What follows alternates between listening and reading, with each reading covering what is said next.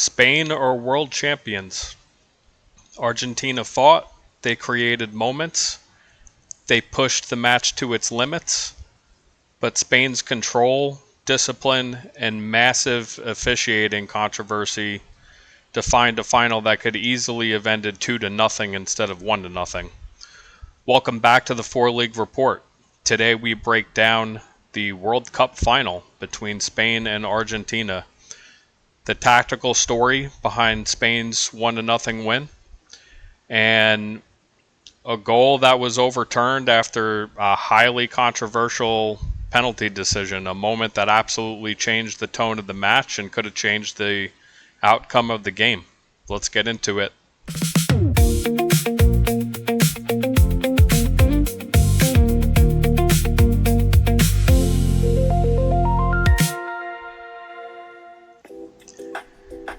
Spain didn't just win the match. They won it by controlling every phase of the game. From kickoff, they dictated the tempo. Their midfield operated like a machine. Patient, precise, and completely unfazed by Argentina's attempts to disrupt their rhythm. Every possession was intentional. Every pass had purpose. And early on, Spain thought that they had their breakthrough until the goal was overturned. They scored what looked like a clean opener, a beautiful sequence of passing that sliced through Argentina's back line and ended with a composed finish. The stadium erupted, Spain celebrated. It had the feel of, okay, this game might even just be over right now because of how dominant they had been. And then came the whistle. The penalty was awarded to Argentina on the build-up, a call that stunned me and a lot of the people who I was talking with while the match was going on, including my wife, who's been in soccer since she was a little girl and has coached soccer. The contact was minimal, the advantage was clear, and the argument could easily be made that Spain should have gone up 1-0 right there. Instead, the goal was wiped off the board. Soft contact, questionable interpretation, and a moment where the officials inserted themselves into the match in a way that didn't feel consistent with the flow of the play. Spain was furious. They had every right to be. Argentina was relieved. They had every right to be. And the entire emotional tone of the match shifted. But Spain didn't let that unravel them. They didn't lose their identity. They doubled down, and that's why they're the champions. So Spain would eventually break through again in extra time. This time with a sequence that couldn't possibly be taken away. Long possession, probing movement, and a final ball that punished Argentina's defensive hesitation. One touch, one finish, 1-0. And from that moment on, Spain played like a team that knew exactly how to close out a final. Argentina pushed. They did create some chances, especially at the end of extra time. They tried to accelerate the pace, but Spain refused to let the match become so chaotic and out of control that they wouldn't have been able to answer at the end. So they slowed the tempo, they controlled the midfield, they forced Argentina into low percentage attempts, which Argentina still almost converted a couple of them. But the final 15 minutes, were tense, but Spain's defensive discipline really never cracked. There was really never any panic, no desperation. Just a champion managing the moment. Spain didn't steal this final, they earned it. And if that overturned goal stands, we're probably talking about a 2-0 scoreline and a much more comfortable finish and just an absolutely dominant performance by Spain.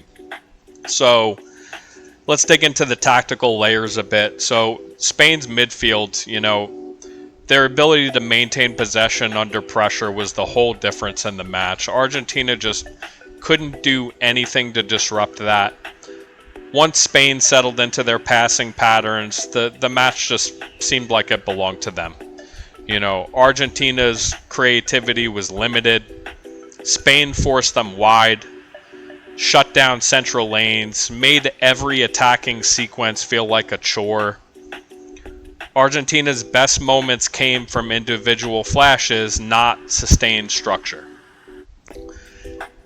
Spain's defensive discipline, just compact shape, smart rotations, zero overcommitment, perfect reactions by the goalkeeper, especially early on the Messi run out. Him coming out aggressively to get rid of that ball, just brilliance there. Spain's ability to kill momentum, slowed the match, reset possession in their favor at every turn, drained the clock. It was just elite. This isn't luck. This was preparation. It was like if I were to compare this to American football, it was like watching the best defense that you've ever seen completely shut down the Hall of Fame quarterback. That's what this felt like to me. So,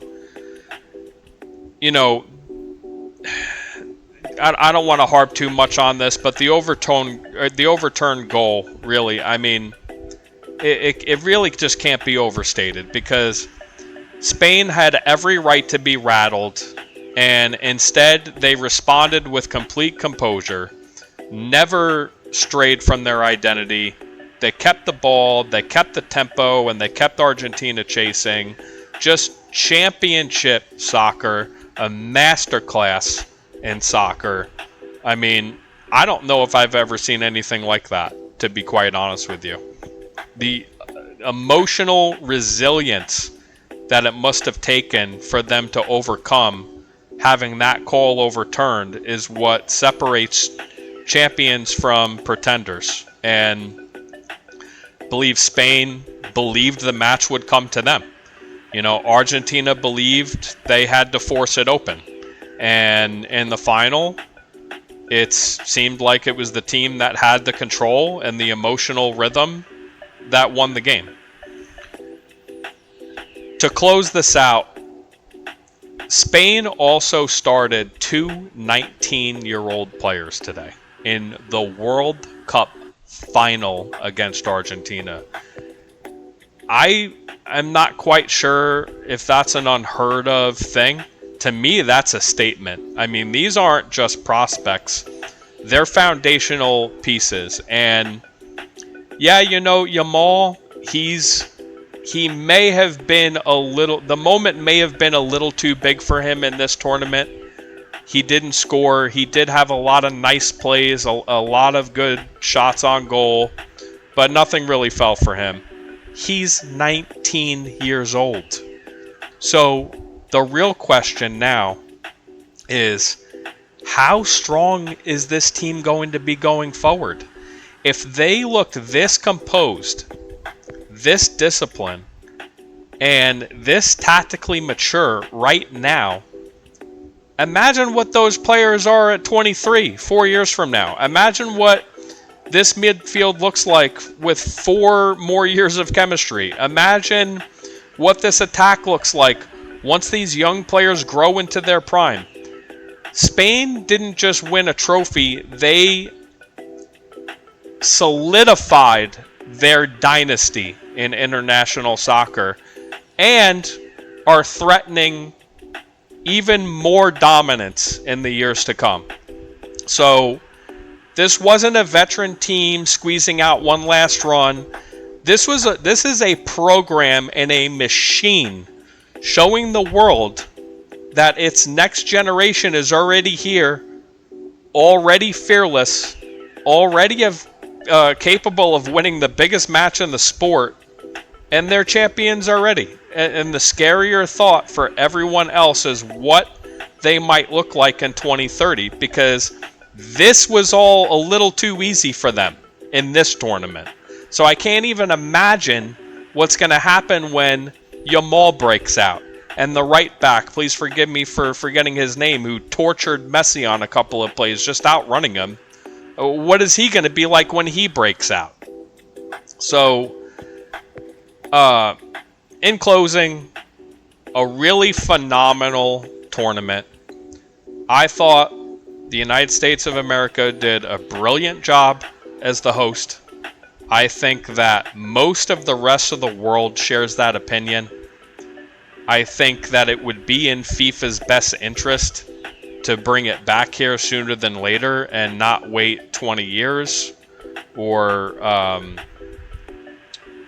something longer than that. I just think that we're the perfect hosts for this tournament. Logistically, everything makes a ton of sense. This is a huge, huge continent with a gabillion stadiums that are capable of hosting these matches. So I think the world saw that. If they weren't already aware, you're aware now. That's episode 16. Spain takes the final. Argentina falls short. Is this the end of Messi?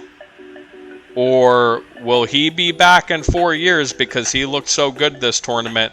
I would not be surprised if Messi were back in 4 years. That seems crazy, but I think Messi is capable of being a very effective player with shorter runs 4 years from now. I know that's a long time from now, but we'll see. I just have a feeling that he's going to be back. This isn't the last that we've seen of him on the World Cup stage. I'll talk to you guys next time. Peace.